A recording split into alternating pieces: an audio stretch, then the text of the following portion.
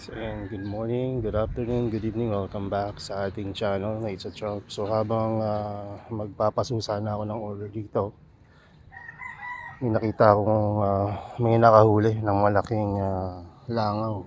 Actually dito langaw tawag sa amin eh. Ang tawag sa inyo na ito? Tawag sa amin yan eh, bangaw. Yung malaking langaw na iba yung kulay oh. So pag nakadapo to sa pagkain ninyo, huwag nyo nang kakainin kasi minsan or madalas pala ano na ito ay mga parasite or mga larvae ng langaw, mga maggots yan. So buti na lang nakain siya na itong kagigising lang, naging breakfast tuloy siya. Itong cultivar na to ay Acai Ryu or Red Dragon. Sakto din dahil pagising na sila, so pwede na silang i-out. Ayan, nakahuli na nga yung isa sa likod. At I think ito ang hasarap nakahuli rin. Ano siya, effective yung kanyang trapping mechanism. So yung iba tulog pa. Pero ang maganda nun, intact yung kanilang mga rhizome. Medyo nung naulanan, medyo okay naman pala, malalaki lang talaga yung rhizome. Pang patubo na rin naman. Ayun, sa ilalim.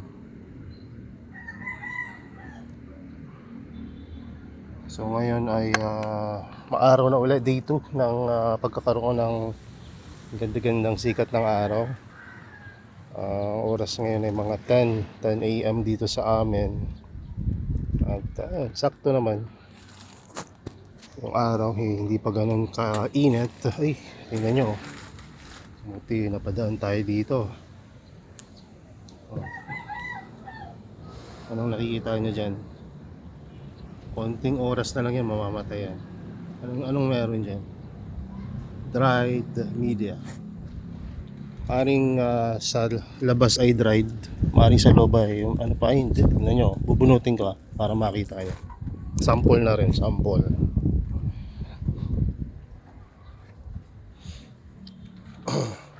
So kaya ang ginagawa natin, hindi tayo nagpapatuyo ng totally dry. So yan, tingnan nyo, dry sa taas, sa ilalim. Although may napipit pa akong konting moisture, ayun yung last na lifeline niya, na drift na konti na lang talagang.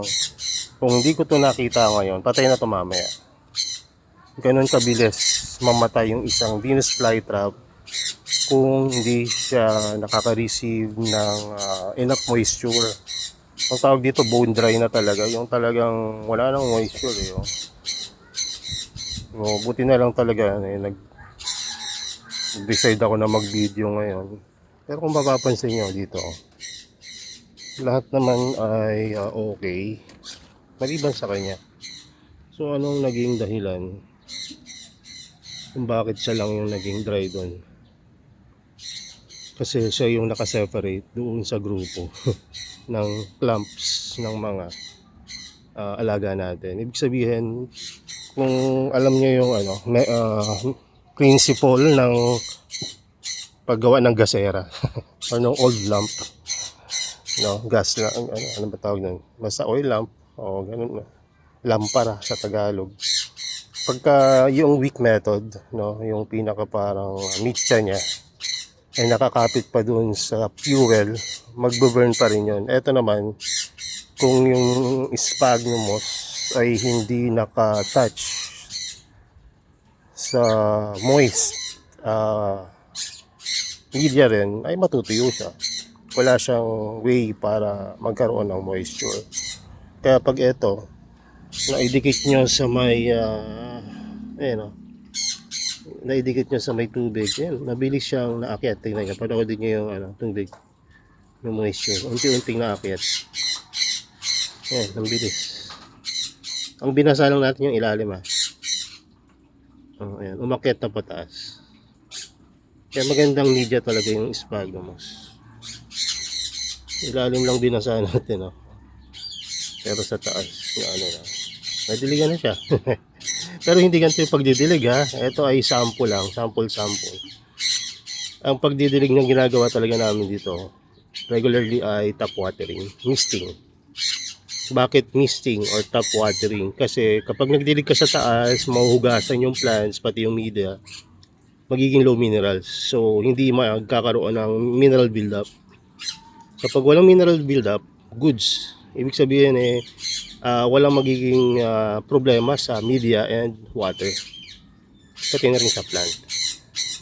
No? Pero hindi ka pa rin ligtas kung may peste or ano, pero matibay itong Venus flytrap. Pero nyo, mag-isang taon na, wala pa naman tayo na experience na major na peste dito. Ang pineste lang noong nakaraan ay Sanju. Kung naalala nyo yung dito natin lagay, ito na nyo. Pag doon ko nilagay, matutuyo uli agad dyan. So saan maganda ilagay ito? Doon sa may mga makakapitan siya na ibang sphagnumos or halaman na media, na may magandang media. So pag dyan nyo nilagay yan, sisip-sipan sila ng ano yan, ng moisture. Pangit ang term, sisip-sipan. So tingnan natin sa iba kung may ganong pangyayari. Ito. Ayun natin, tingnan nyo ito. Kunting media na dry rin siya. Sa ibang planter, halos ayun lang. So pero mamayang hapon, magdidilig na siguro. Kasi baka matuluyan yung iba. Magdidilig ako ng pahapyaw lang. 'Di ba? Ilang araw, yung iisang buwan na ulan ng ulan, tapos magdidilig ka after. Ganun talaga. Ganun talaga ang buhay, 'di ba? Fruit fly. Diba? Pagka mainit, kailangan mo talaga magdilig. Kapag naulan, hindi medyo free ka. May free watering ka sa nature. Ito kawawa naman. Pero ayun yung fruit fly yan, hindi biyan. Na kapag kinapitan ka angkat Ang kulit rin nito, mas magaling umilag to kaysa dun sa mga ordinaryong langaw. Agi type yan. Agi type. Saka Agi int matalino yun Ang ngulit pa kung saan dumapo, dun ulit dadapo yan. So anyway, salamat po dun sa bumili. Ang bumili po pala ay taga Cebu, kung daw nagkakamali. So Cebu or Davao, kung daw nagkakamali, taga dun siya. Tapos ang gagawin natin, i-root natin. Papakita na natin na nakatanim. Tapos later itatanggalin natin sa pagkakapaso. Tapos lalagay natin yon sa ziplock na may tissue paper sa paligid ng rhizome. Tapos noon ay ziplock natin at lalagay natin sa microwavable para hindi para secure. So hindi talaga kahit masira yung microwavable, safe pa sila dun sa ziplock. Ayan. So ang ina-advise ko kapag ganun kalalayo yung mga Visayas, Mindanao, i-root natin. Maliban na lang kung ang bibili nyo yung Nepenthes and Bromeliads, kasi yan yung mga pinakamatibay sa biyahe. Ang Venus flytrap kaya rin naman. Katunayan yan, karamihan or halos lahat ng mga Venus flytrap galing Mindanao. Kaya kung gusto nyo bumili dyan na kayo bumili kay Sir Volker sa Pitcher Plant Farm, Bukidnon. Meron sila dyan na mga carnivorous plant, kompleto yan sila. So dito sa atin kaya may bumibili kasi may mga iba tayong cultivar dito sa ating nursery. Tsaka DNR registered farm talaga tayo. Sila Sir Walker, rin sila na hindi yata sila DNR registered, pero nagbibigay sila ng LTP.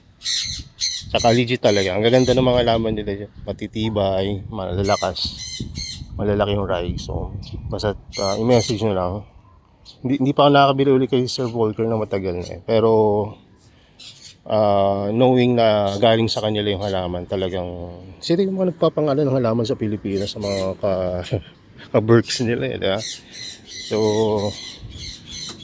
yan sila, mga master talaga. Kung may Hokage, Sila yung mga ano, sila Madara. Mas malalakas pa yung mga. Ayan. So ayan, magtatanim muna tayo at salamat po dun sa mga umorder. May mga surprise tayo dun sa mga umorder. May mga previous tayong binibigay dahil wala daw discount si Shopee ngayon. So babawi na lang tayo sa mga previous. No, hindi ko sasabihin pero isa sa mga example noon ay minsan instead na isang halaman, dinadagdagan natin. Ayun lang. So ayun lang muna. God bless and bye bye.